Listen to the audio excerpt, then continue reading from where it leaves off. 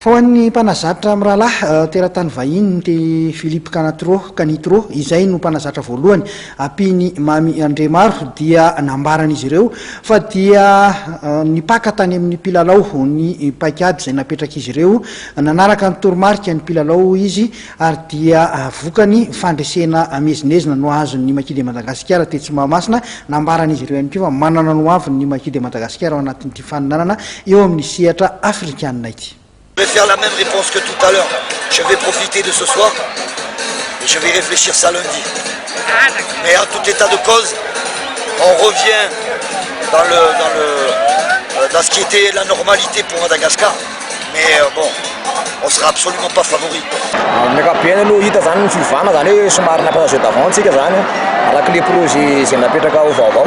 hita fa tanteraka le projet zany hoe mety tsara ny fivoarany makira mampiasa jeu d'avant ohatry foana teo amin'ny fizara-potoana voalohany somary sahirantsika inona ny zavatra nisy somary tataitsa bebe kokoa ny ekizy angambany satria tsy de voaconserve matetika le baolina fa maika loatra dia lasa mipitipitika le baolina dia zay angambany natonga lelanelanizy tsy dia anina fa nomena consigne zany tanaty visiteur dia somary voaconserve le baolina dia zay mi-temps dia hitany fivoarany hiakatra misehatra vavokotsika aorianan'ity Zambie Namibia ohatratsy ny ahoana mety ho stratégie indray zany sy ny fanomanana ny ekizy ny fanomanana ohatrany tamy teo ihany somary alefa alomeloha ihany dia mety ihany koa mbola hijery ny fanampiny angamba raha azo atao satria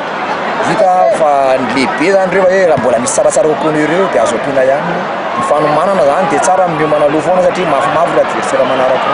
ohatrany somary hita ihany le tsy fampiana lalao na hoe match sparinina amin'ny fanomanana ahoana ny mety hatrehana le manaraka satria raha tam'ity zao teto vao ohatrany somary tena hita hoe ny lalao nareo zany tena nanao match fa hatramin'izay resaka fanomanana fotsiny tena ezahana izy ny sparinina amin'ny ana sitria zany sparinina ho an'ny ekipa avy any ivelany fa tsy hoe avy ato toerana loatra ezahana raha angatahana amin'ny tompona andraikitra zany mba isin'izany bebe kokoa zany amin'ny fanomanana amin'ireo manaraka anapireo